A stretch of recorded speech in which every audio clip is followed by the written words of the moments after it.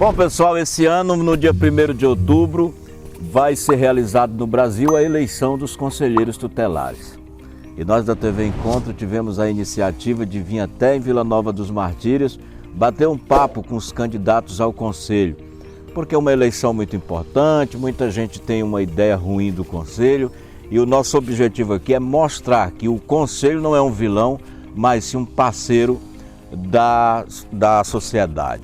E aqui ao meu lado está aqui o pastor Felipe, né? Já vi que tem um bom domínio com as palavras, mas enfim, aqui hoje ele é candidato e o tratamento será dado igual a todos os candidatos e é você quem vai escolher o que você achar melhor.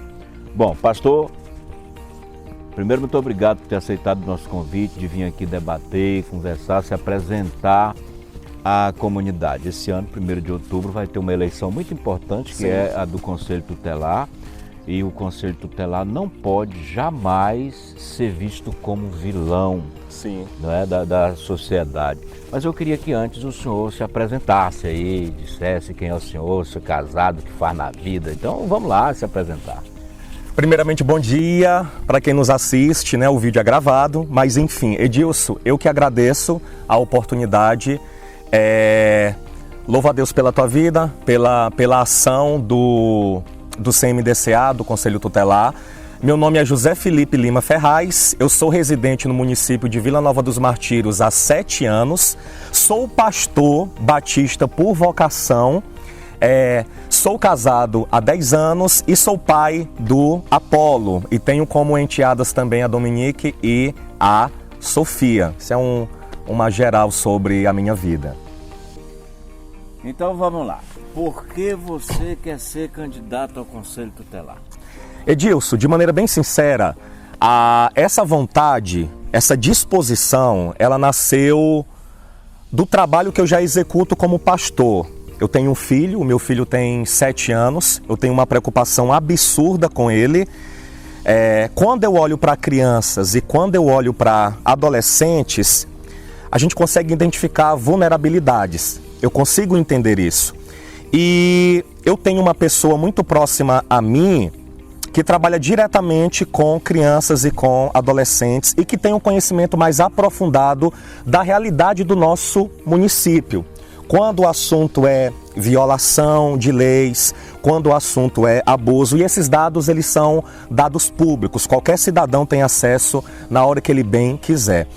Quando surgiu a oportunidade, o edital para o cargo de conselheiro tutelar, eu ponderei, eu pensei e eu cheguei à seguinte conclusão: por que não fazer diferença também fora da igreja local? Por que não me preocupar de maneira mais ávida e trabalhar de maneira mais direta com crianças e com adolescentes? Na verdade, Edilson, eu creio que essa vontade, ela partiu da minha sede, que eu tenho uma sede natural, inerente a mim, de fazer a coisa certa, de fazer a coisa andar.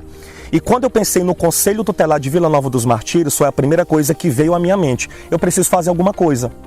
Eu preciso fazer a diferença. Eu preciso somar com o município. Não tenho nenhuma aspiração política. Desenvolvo o meu papel como cidadão, né? Isso está atrelado política na nossa vida. E essa foi a primeira decisão. Por quê? Porque quando eu penso em Conselho Tutelar, já que ele é um órgão autônomo e não jurisdicional, eu penso que ele não está atrelado de maneira direta à política partidária.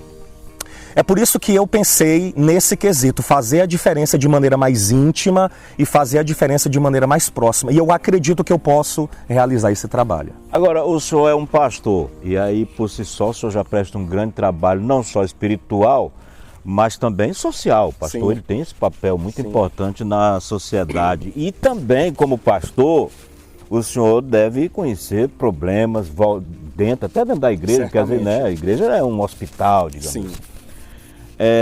Agora, como conselheiro tutelar, o que o senhor vai trazer de novo para inovar o Conselho Tutelar? Até porque a gente tem muitos relatos, por exemplo, numa festa ter criança lá, porque a criança ali, né, você tem até 12 anos, criança, e acima o adolescente ali, né?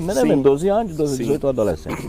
Mas você vai para a festa, tem criança lá, aí o pessoal diz, esse Conselho Tutelar não vale nada, não fiscaliza, não vai nas festas, não vai nada.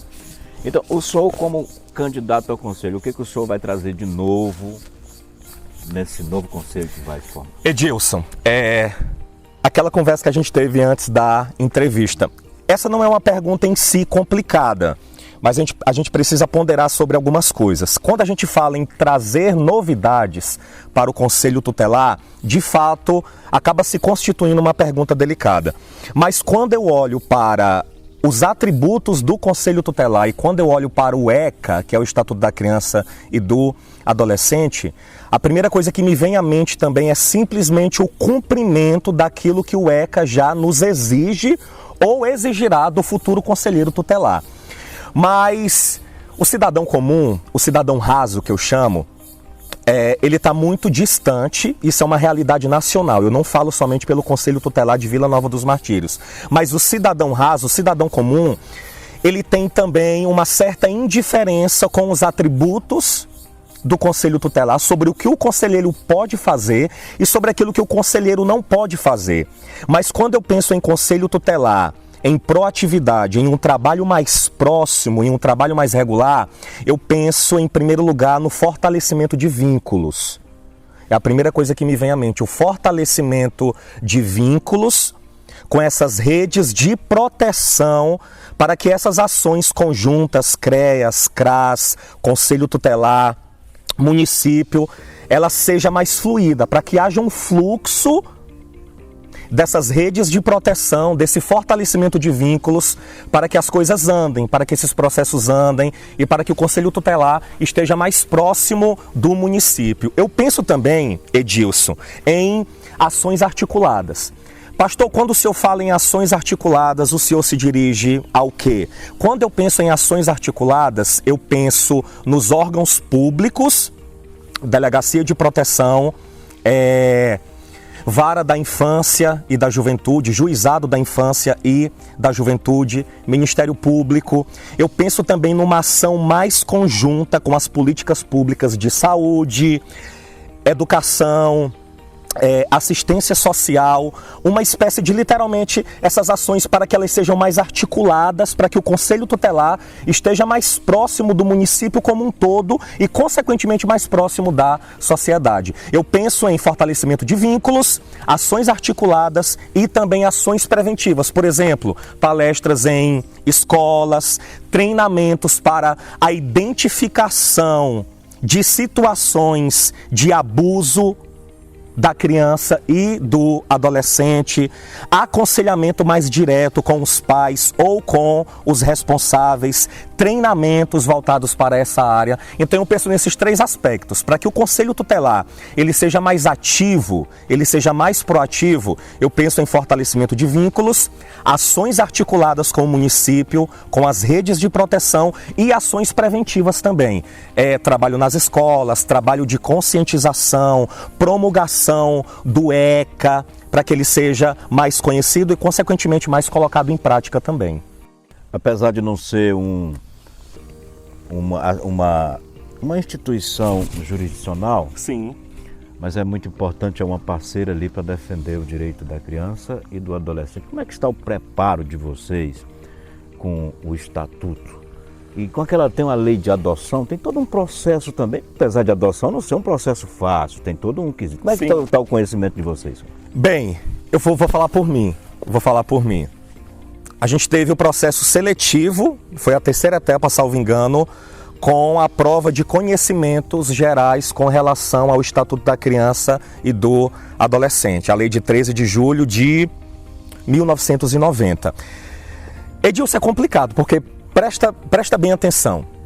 Nós temos o ECA, ele tem 267 artigos e 145 páginas. Eu particularmente não conheço nenhum conselheiro tutelar no Brasil que tenha na ponta da língua esses 267 artigos de maneira integral. Mas o que o conselheiro pode fazer? Ele tem acesso ao ECA em qualquer momento, em qualquer lugar, por qualquer tipo de mídia. Só para te dar uma ideia, isso daqui não é falando com orgulho, mas na prova de conhecimentos específicos sobre o ECA, nós tivemos 20 questões. E eu acertei 19, errei somente uma, eu e outra candidata. Então, quando essa pergunta, que é uma pergunta pessoal, sobre o meu conhecimento, sobre o estatuto, sobre o ECA, eu penso na prova e também na quantidade de pontos que eu tirei. Respondendo a pergunta de maneira breve, eu acredito que eu estou preparado. Li o ECA integralmente 4 vezes e o resultado, graças a Deus, saiu na prova de maneira bem satisfatória para mim e, consequentemente, para os meus eleitores também.